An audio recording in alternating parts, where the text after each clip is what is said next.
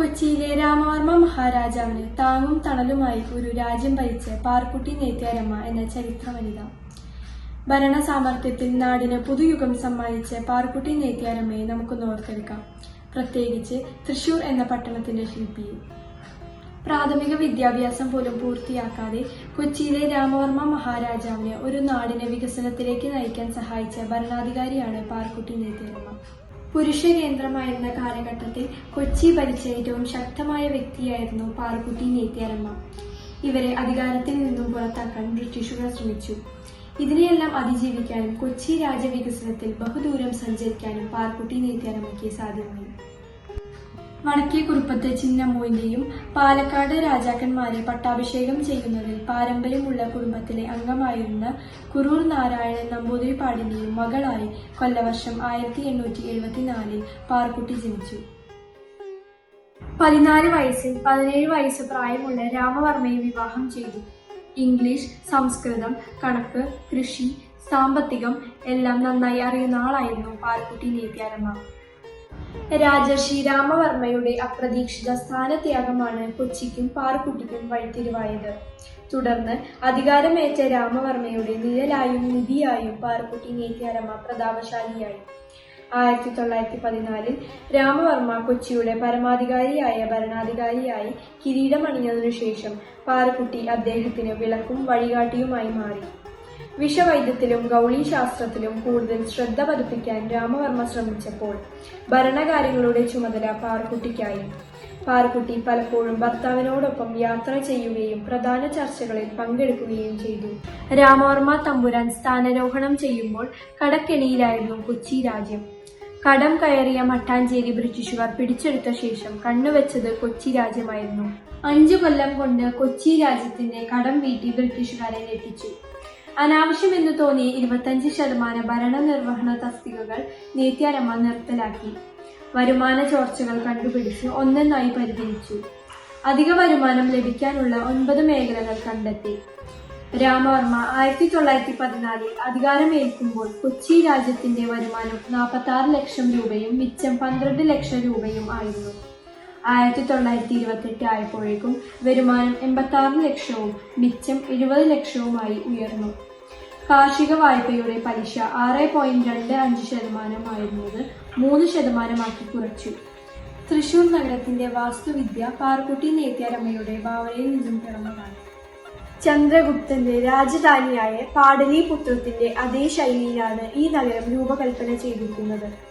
70 ഏക്കറിന് ചുറ്റുമുള്ള ഇപ്പോൾ സ്വരാജ് റൗണ്ട് എന്നറിയപ്പെടുന്ന റൗണ്ടിനെ കോൺക്രീറ്റ് ചെയ്യാൻ ഒരു ബ്രിട്ടീഷ് കമ്പനിയെ ഏൽപ്പിച്ചു. അതോടൊപ്പം ഒരു വ്യവസ്ഥയും എഴുതി തയ്യാറാക്കി. ആദ്യം കരാർ തുകയുടെ 70%വും പിന്നീട് 30%വുമായി ഘട്ടം ഘട്ടമായി നൽകും. 50 കൊല്ലത്തേക്ക് ഒരു കേടുപാടും വരാൻ പാടില്ല. റോഡിന് ഭാവിയിൽ ഉണ്ടാകുന്ന എല്ലാ അറ്റകുറ്റപ്പണികളും ഈ കമ്പനി നിർവഹിക്കണമെന്നായിരുന്നു വ്യവസ്ഥ. ഈ വ്യവസ്ഥ ലംഘിച്ചാൽ പിന്നീട് ഈ കമ്പനിയെ കരിമ്പട്ടികയിൽ ഉൾപ്പെടുത്തുകയും കൊച്ചി രാജ്യത്തു നിന്ന് ഒരു ഇടപാടും നൽകാതിരിക്കുകയും ചെയ്യും. ഈ ഉരുക്കു നിയമം രാജ്യത്തിന് പുരോഗതിയും വികസനവും സമ്മാനിച്ചു. റോഡിന് ഇരുവശങ്ങളിലും ഒരു പ്രത്യേക രീതിയിൽ ഓടകൾ നിർമ്മിച്ചു. റോഡിന് അടിയിലൂടെ കോൺക്രീറ്റ് കുഴലുകൾ പാകി. അതിനു മുകളിലാണ് റോഡ് കോൺക്രീറ്റ് ചെയ്തിരിക്കുന്നത്. റോഡിന് മറുപുറത്തുള്ള വെള്ളം 360 ഡിഗ്രിയിലാണ് വീഴുന്നത്. അത് അടുത്തുള്ള വയലിലേക്ക് ഊർന്നു പോകും. അതിനാൽ തൃശൂർ പട്ടണത്തിൽ ഒരു കാലത്തും വെള്ളം കെട്ടി നിൽക്കുകയില്ല.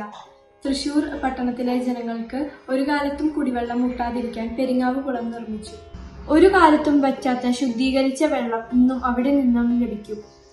1962 വന്ന പീച്ചി ഡാമിന് അസൽ പദ്ധതി തയ്യാറാക്കിയത് നേത്യാരമ്മയായിരുന്നു. വടക്കുംനാഥ ക്ഷേത്രത്തിലെ കുടമാറ്റം നടക്കുന്ന സ്ഥലത്ത് പണ്ട് ഒരു വലിയ ജയിലുണ്ടായിരുന്നു. അത് അവിടെ നിന്ന് മാറ്റി രാമവർമ്മപുരത്തേക്ക് സ്ഥാപിച്ചത് നേത്യാരമ്മയുടെ പരിശ്രമത്തിന്റെ ഫലമാണ്. ഭർത്താവിന്റെ സ്മരണയ്ക്കായി അവർ രാമപുരം എന്ന ഉപപട്ടണം സ്ഥാപിച്ചു. തൃപ്പൂണിത്തുറയെ ക്ഷേത്ര നഗരിയായി സംരക്ഷിക്കാൻ അവിടുത്തെ ജയിൽ സംവിധാനം രാമപുരത്തിനടുത്തേക്ക് മാറ്റി സ്ഥാപിച്ചു. കൊച്ചിൻ തുറമുഖ പദ്ധതി, സെൻട്രൽ ബാങ്ക് രൂപീകരണം, സഹകരണ വകുപ്പ് പുനഃസംഘടന എന്നിവ നടപ്പാക്കി.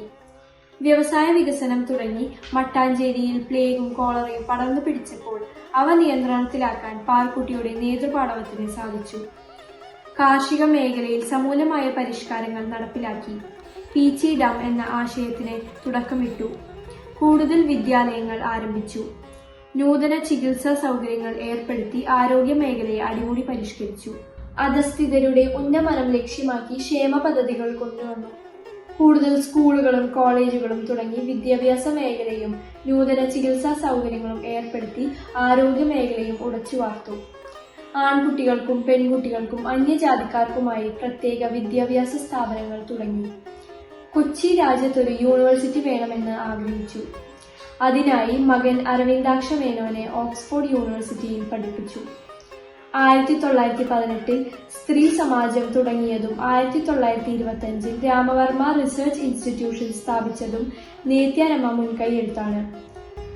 ജോർജ് അഞ്ചാമൻ രാജാവിൽ നിന്ന് കൈസർ ഹിന്ദ് സ്വർണ്ണ മെഡൽ പാറുക്കുട്ടിക്ക് ലഭിച്ചു. 17 ഗൺ സല്യൂട്ട് ആദരവും അപൂർവതയായി. അപൂർവങ്ങളിൽ അപൂർവമായ ഒരു അംഗീകാരമായിരുന്നു അത്. 1932 രാമവർമ്മ മഹാരാജാവ് നാട് നീങ്ങിയതോടുകൂടി നേത്യാരമ്മയുടെ ഭരണം അവസാനിച്ചു. രാമവർമ്മയുടെ വിയോഗത്തിനു ശേഷം പാറുക്കുട്ടി കൊച്ചി വിട്ടു. സ്വിറ്റ്സർലൻഡിൽ 2 വർഷവും ബ്രിട്ടനിൽ 2 വർഷവും കഴിഞ്ഞ ശേഷം നാട്ടിൽ തിരിച്ചെത്തി സ്വന്തം തറവാടായ പടിഞ്ഞാറേ ശ്രാമിന് അടുത്ത് മകളുടെ പേരിൽ രത്നവിലാസം എന്നൊരു ബംഗ്ലാവ് നിർമ്മിച്ചു. അവിടേക്ക് താമസം മാറി. VK വിലാസിനിയമ്മ, VK രത്നമ്മ, അരവിന്ദാക്ഷ മേനോൻ എന്നിവരാണ് രാമവർമ്മയുടെ മക്കൾ. നേത്യാരമ്മയുടെ പുത്രനായ ബാലകൃഷ്ണ മേനോനാണ് പിന്നീട് സ്വാമി ചിന്മയാനന്ദനായി ലോക പ്രശസ്തനായത്. 1963 ഫെബ്രുവരി 25 പൂനൂരിൽ 88 വയസ്സിൽ നേത്യാരമ്മ അന്തരിച്ചു. ആഗ്രഹം പോലെ നീലഗിരി RV എസ്റ്റേറ്റിൽ സംസ്കാരം നടത്തി. വനിതാ ശാക്തീകരണത്തെക്കുറിച്ച് എപ്പോഴും നമ്മൾ സംസാരിക്കുന്നതേയുള്ളൂ. എന്നാൽ 100 വർഷങ്ങൾക്ക് മുൻപ് അധികാരം കയ്യിലെടുത്ത് ഒരു നാടിനെ വികസനത്തിലേക്ക് നയിച്ച ഭരണാധികാരിയായിരുന്നു പാറുക്കുട്ടി നേത്യാരമ്മ. അവരുടെ ഓർമ്മകൾക്ക് മുന്നിൽ പ്രണാമം.